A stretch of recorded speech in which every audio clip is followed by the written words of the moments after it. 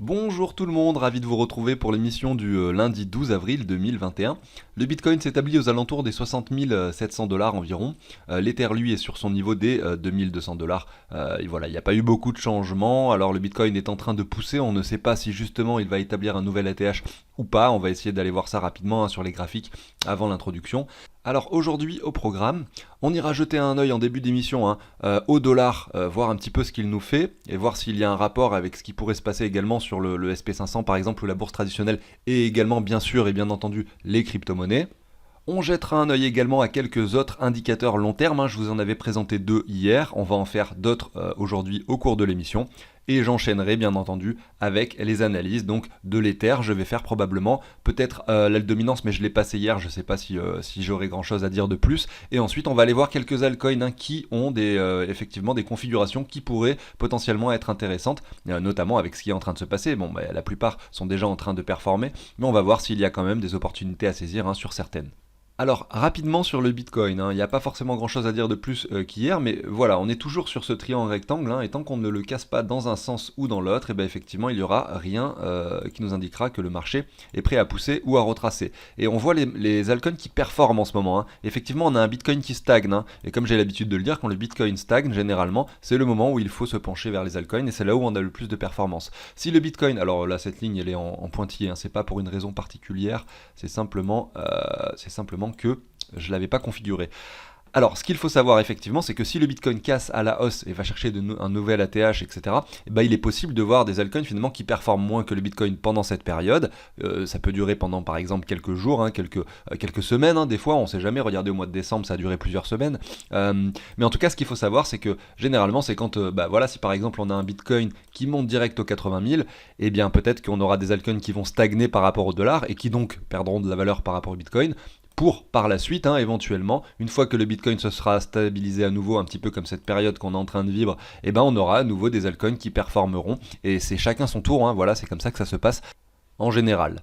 Ceci dit, le Bitcoin est en train de se compresser ici, et vraiment il y a un moment où ça va partir soit à la hausse ou soit à la baisse. Si on casse ce triangle rectangle par le haut, on aura quelque chose qui sera très volatile avec un cours qui devrait s'apprécier de manière très agressive, et si on le casse par le bas, on devrait pouvoir facilement déjà retourner sur les niveaux des 61,8, un petit peu plus bas. Regardez, si je positionne mon Fibo comme ceci, j'enlève l'aimant, hop. Voilà, on pourrait facilement revenir dans cette zone de rechargement entre les 50 000 et les 47 000. Et si vraiment on confirme ce M là, alors je suis passé en daily pour mieux visualiser justement le M dont je voulais vous parler. Mais voilà, grosso modo, la zone de rechargement dont je parlais tout à l'heure, c'est celle-ci. Voilà, on pourrait y retourner sans vraiment de problème. Je vais le mettre en vert, c'est une zone justement de rechargement où potentiellement il serait intéressant d'investir pour quelqu'un qui n'aurait pas de Bitcoin, on va dire. Malgré tout, voilà, si on vient confirmer ce M que vous pouvez visualiser facilement ici, on n'a toujours pas fait de nouveau sommet. Tant qu'on ne fait pas de nouveau sommet ici, on est toujours sur un M. Pour rappel, un M, en fait, il faut que ça fasse des vagues comme ça, avec un nouveau sommet qui reste plus bas que le précédent, et avec une confirmation qui vienne casser donc l'ancien bottom qui se trouve à cet endroit-là. Et là, on a une confirmation de M. Si jamais on a quelque chose comme ceci, avec là, finalement, quelque chose qui vient chercher un nouveau sommet, on n'est plus sur un M. C'est-à-dire que même si on vient casser ce niveau-là, on pourrait s'attendre à revenir comme ceci pour former un M propre par la suite. Vous voyez ? Donc voilà, c'est ça, c'est des choses qu'on peut visualiser. D'ailleurs, voilà, pour vous montrer quelque chose de pertinent, si vous avez quelque chose comme ceci, avec un nouveau sommet à cet endroit-là, donc là il n'y a pas de M possible dans l'immédiat, ça redescend par ici, on vient chercher même un nouveau plus bas, on remonte un petit peu et là on forme un M, regardez, ça nous fait un joli épaule, tête-épaule ici, et c'est une figure chartiste intéressante. Donc par exemple, si vous avez un marché qui fait ceci, voilà, qui vient comme ceci par exemple, vous avez un joli épaule, tête-épaule qui se dessine. Et bien ici, la règle, c'est de dire que lorsque l'on casse cette neckline, on peut s'attendre, ça ne veut pas dire que le cours va faire ça, mais les probabilités disent qu'on a plus de chances finalement de retourner sur un niveau qui correspond à la même longueur de cette ligne finalement au-dessous de la neckline. Donc voilà, si par exemple, là, admettons, on est sur 49 000 $, on vient confirmer cette épaule tête-épaule à 43 000, et ben on peut espérer retourner à 37 000, tout simplement en copiant-collant cette barre et en essayant d'imaginer les targets, voilà, tout simplement potentiels. Ça peut vous permettre à vous, en tant qu'investisseur, de vous mettre vos paliers, essayez d'identifier les zones où vous pourriez acheter du Bitcoin par exemple ou n'importe quel autre actif, hein, bien sûr. Après effectivement, si par exemple vous avez un cours comme ceci, il faut espérer aussi également, vous pouvez par exemple vous mettre un petit Fibo et regarder si justement cette target correspond par exemple à un 38,2 ou un 61,8 ou à une zone de rechargement, et si vous avez toutes ces correspondances, ça appuie encore plus votre démarche de vous dire que c'est une bonne zone finalement de résistance, hein. Ça ne veut pas dire qu'à chaque fois que le marché y retournera, mais c'est toujours bien pour mettre ses paliers d'achat si jamais vous souhaitez investir, puisque là regardez, hein, nous sommes sur des niveaux quasiment sur un nouvel ATH. Est-ce que c'est bien d'acheter maintenant? Je sais pas, on va aller voir après que beaucoup de personnes sont en train d'acheter actuellement, donc on pourrait peut-être s'attendre finalement à ce que le nouvel ATH se fasse pas maintenant, tout simplement. Ça peut arriver directement, et dans ce cas-là on aurait quelque chose de très volatile directement, mais effectivement on pourrait s'attendre aussi, hein, ça peut arriver, hein, que le marché revienne sans problème dans sa zone de rechargement, que le marché latéralise un petit peu plus longtemps et qu'on puisse observer des performances encore plus intéressantes sur les altcoins qui continueraient à pousser, hein, par rapport au Bitcoin, donc qui augmenteraient leur valeur également par rapport au dollar. Mais voilà, il faut tout de même pas oublier qu'on est sur un triangle rectangle et que généralement ces figures sont cassées sur leur ligne horizontale. Donc voilà, les probabilités sont en faveur des boules, en tout cas, hein, sont en faveur d'une hausse dans les peut-être heures ou jours qui viennent. Ceci dit, voilà, il faut jamais négliger, hein, le fait que c'est pas parce qu'on a plus de chances d'aller vers le haut qu'on va forcément aller vers le haut. On n'est pas sur quelque chose à 100%, on est sur 70%. Donc on pourrait très bien retourner, malgré ce triangle rectangle qui nous indiquerait une hausse dans cette zone de rechargement. Et j'enchaîne avec une petite analyse de l'order flow. Ça fait longtemps que je ne l'ai pas fait, donc ça me permet de regarder un petit peu ça avec vous aujourd'hui. Alors qu'est-ce que c'est? C'est en fait finalement des contrats, c'est-à-dire qu'il y a des personnes qui vont pouvoir acheter du Bitcoin sans vraiment les posséder. Là, vous achetez pas des vrais Bitcoins, vous achetez des contrats que Binance propose sur le Bitcoin, ce qui veut dire qu'en fait vous allez pouvoir appliquer des leviers. Donc Binance vous apporte de la liquidité, par exemple vous mettez un levier 20, avec 100 euros, vous allez pouvoir acheter 2000 euros de Bitcoin avec ce levier 20, donc ça multiplie par 20 ce que vous pouvez acheter. Et il faut savoir que vous pouvez aussi jouer à la vente, puisqu'en fait, admettons, vous pouvez imaginer le truc comme ça, Binance possède beaucoup de Bitcoin, et donc effectivement leurs contrats sont backés sur des vrais Bitcoins, hein. Ils possèdent beaucoup de Bitcoin et beaucoup de USDT. Et donc effectivement, ils vont vous prêter l'argent pour que vous puissiez entrer en position. Donc si vous décidez de vendre, en fait, ils vont vous prêter des bitcoins pour que vous puissiez les vendre, même si vous n'en avez pas. Ce qui fait que vous allez pouvoir miser avec des dollars, vous allez pouvoir miser à la hausse ou à la baisse du bitcoin, tout simplement. Donc ce qu'il faut comprendre, c'est le risque que vous prenez, hein, si vous effectuez ce genre de trading. Si vous achetez du Bitcoin avec un levier 20, donc il suffit juste que le Bitcoin descende de quelques pourcents, hein, vraiment pas beaucoup, pour que vous fassiez liquider et que la plateforme vous clôture votre position et vous prennent vos 100 $. Hein. Voilà, c'est ce qu'on appelle la liquidation finalement sur ce genre de choses. Bref, en fait, ce qu'il faut savoir, c'est que beaucoup de gens spéculent et trade avec ce genre de choses. Et ce qu'on peut voir ici, c'est l'open interest, c'est le nombre de bitcoins qui sont en position, hein, sur cette plateforme Binance. Donc on peut voir qu'il y a de plus en plus de bitcoins en ce moment qui sont en train d'être entrés en position, à la vente et à l'achat, donc les deux. Et afin de savoir si justement cet engouement qui est en train de se faire depuis 3 jours, bon effectivement c'est pas grand chose, nous sommes passés de 32 000 ici à 36 000, et nous sommes uniquement sur la plateforme Binance, hein, effectivement. 32 000 à 36 000, il y a 4 000 bitcoins, hein, qui sont entrés en position en 3 jours. Donc ce qu'il faut voir ici, c'est le funding rate. Donc effectivement, on regarde ici le funding rate et on voit que les personnes qui sont entrées ici sont majoritairement entrées à l'achat, hein, puisque le funding rate monte. Ça nous indique si les gens en fait finalement entrent à l'achat ou à la vente.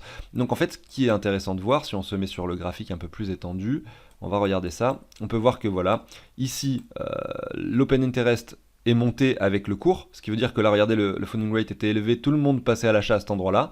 Et derrière, on liquide tout le monde, c'est-à-dire que là, grosse bougie rouge, effectivement, la plupart des personnes ici qui étaient à l'achat se sont fait liquider, vous voyez, tous les bitcoins qui sont sortis de position à cause des liquidations. Et bien ici, on voit pareil, le funding rate qui redescend, puisque là, personne à cet endroit-là, en fait, c'est là qu'on voit que finalement le marché est bien fait, hein, c'est que la majorité perd de l'argent. Ici, vous voyez qu'à cet endroit-là, la plupart des gens, donc effectivement, mon cercle n'est pas dans la bonne couleur, on voit pas grand-chose. Donc à ce moment-là, le funding rate était nuts, ce qui veut dire que les gens n'étaient plus dans cette euphorie et beaucoup de moins de personnes étaient en train d'acheter. Alors que c'était le meilleur moment pour acheter, hein, on le voit ici sur le cours. Et donc c'est ça qui nous permet en fait de regarder ces indicateurs, ça nous permet éventuellement de faire les choses à l'inverse de la majorité.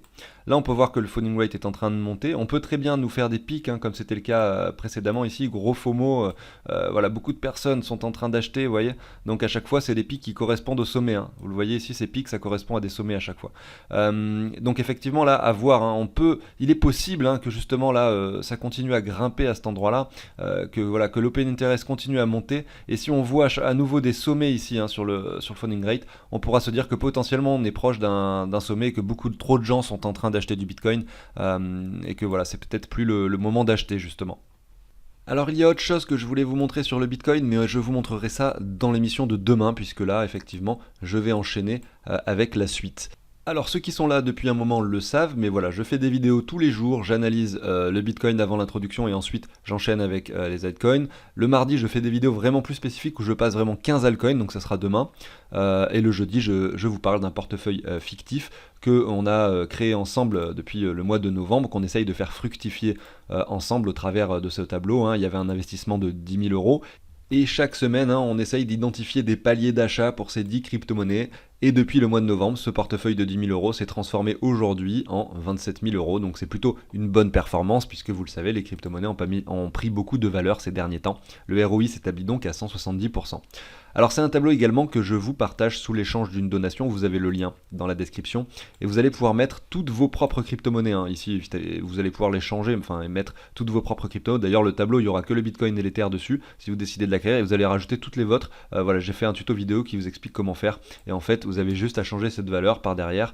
Et puis voilà, il y a un petit code informatique qui vient récupérer les prix. Et vous savez en temps réel, voilà, l'état de votre portefeuille puisque le programme vient récupérer les prix, hein, tout simplement.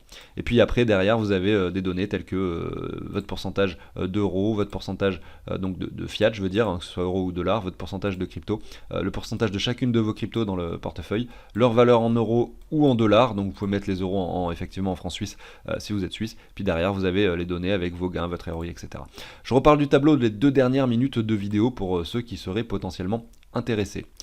Voilà, donc ceci étant dit, n'hésitez pas au passage à vous abonner, à liker, hein, ça fait toujours plaisir, et on se retrouve juste après l'introduction pour l'émission du jour.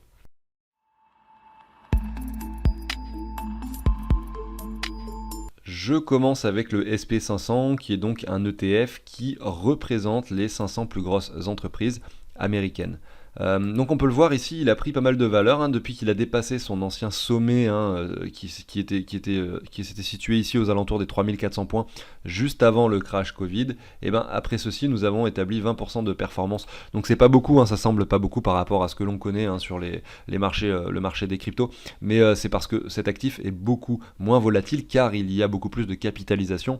On est voilà, sur quelque chose voilà, qui représente tout de même les 500 plus grosses entreprises américaines et qui donc a une valeur boursière de plusieurs dizaines de milliers de milliards de dollars. Hein. Regardez ici, il y avait 25 000 milliards de dollars à mi-2019. Donc effectivement, je pense qu'aujourd'hui, on a peut-être dépassé les 40 000 milliards, vu qu'on est sur un niveau plus élevé que mi-2019. Donc voilà, c'est la raison pour laquelle il est moins volatile. Hein. Aujourd'hui, on constate que le Bitcoin et donc le SP500 également prennent de la valeur. Et nous avons ici, on le voit, un dollar qui lui perd de la valeur hein, depuis le mois de mars 2020.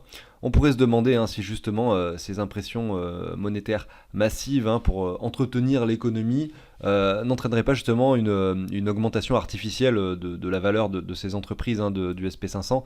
Et effectivement également le dollar perd de la valeur et donc cette inflation crée également une montée naturelle du Bitcoin. C'est-à-dire que si on enlevait ce facteur d'inflation sur le Bitcoin, on aurait un cours, bah regardez on va faire le calcul, hein. Voilà, si on enlevait ce facteur d'inflation, on va se mettre sur le niveau actuel, on aurait un cours 10% moins élevé finalement sur le Bitcoin tout simplement. Il y a donc une corrélation hein, qui s'effectue et si on continue à voir le dollar qui perd de la valeur, on pourrait s'attendre à ce que le Bitcoin et donc le SP500 également continuent à monter, tout simplement. Ceci dit, voilà, on n'est pas à l'abri qu'on revienne tester des niveaux un peu plus hauts hein, sur l'indice du dollar, ce qui pourrait entraîner une diminution de la montée du Bitcoin. Hein. Regardez ici, si on revient juste au 38,2, on pourrait monter ici, on pourrait même aller revenir hein, de plus haut dans notre zone de rechargement. Bon, ça j'y crois pas trop, effectivement, mais voilà, il faut toujours être prudent et c'est bien de suivre un petit peu le graphique du dollar de temps en temps pour voir hein, si justement ce dernier est fort et dans ce cas-là, si l'argent entre dans le dollar ou si l'argent est en train de sortir du dollar. Alors j'enchaîne avec un indicateur long terme, un autre que je vous montre aujourd'hui. Ici vous avez le prix du Bitcoin qui s'affiche en bleu et vous avez donc ce qui est en marron, ça représente simplement alors là il y a écrit Relative Annualized Profit Lost. Je vais vous expliquer ce que ça représente.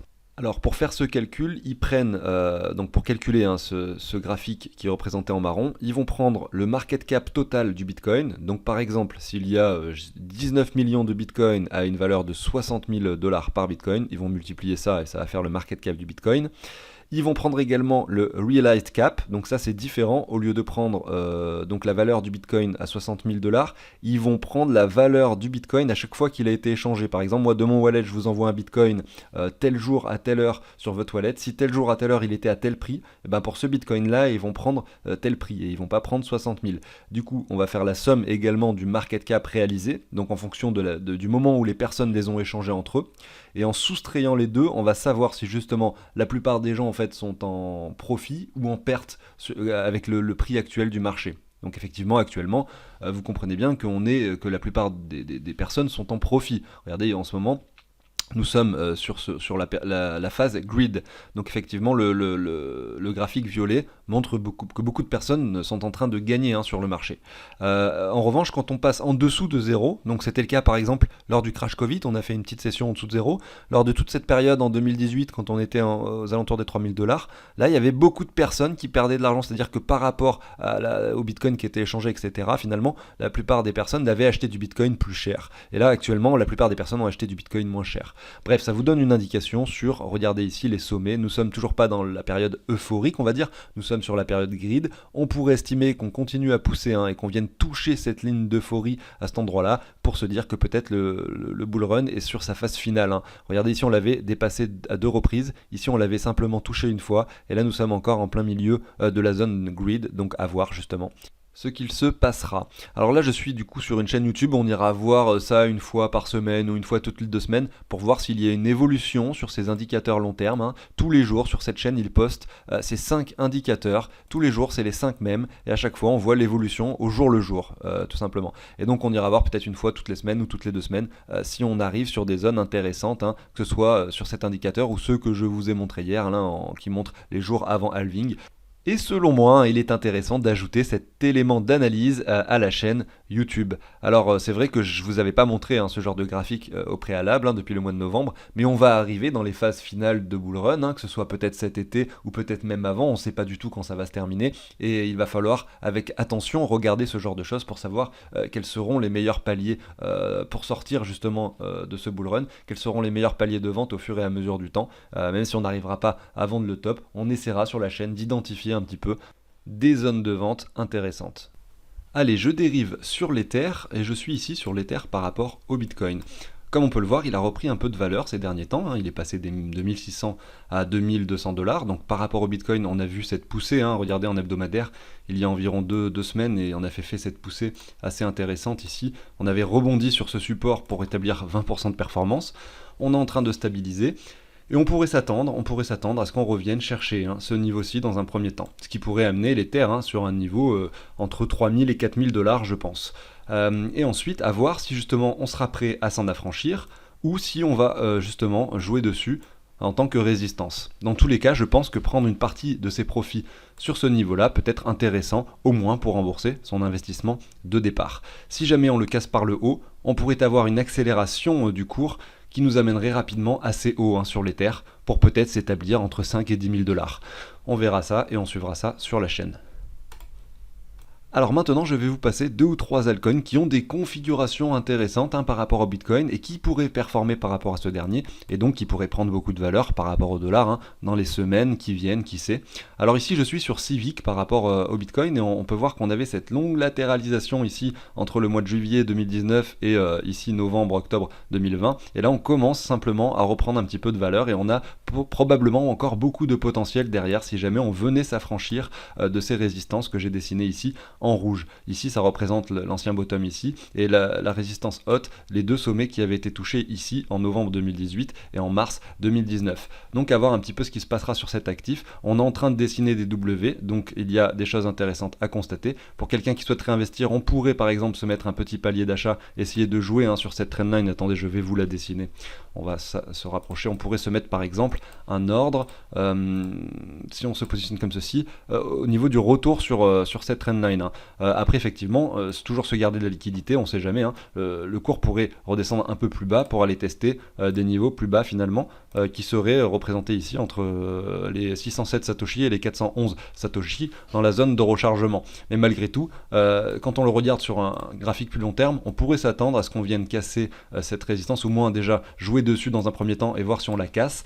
Et si derrière on casse cette résistance, on pourrait s'en servir par la suite de support pour potentiellement revenir ici aux alentours des 2000 Satoshi, et derrière, pourquoi pas, hein, pour cet actif, remonter sur des niveaux assez élevés et avoir des performances qui pourraient, hein, nous faire pas mal de gains par rapport au dollar, puisque là, regardez, par rapport au Bitcoin, on aurait 200, 300%, donc x4. Qui sait si derrière, hein, vraiment c'est quelque chose prometteur qui vienne chercher un nouvel ATH, on ne sait pas. En tout cas, c'est un projet en lequel je crois énormément, et donc je vous le partage encore aujourd'hui. Ça faisait longtemps que je ne l'avais pas passé. Je vous montre maintenant TRB par rapport au Bitcoin. Alors je vais me mettre ici en daily.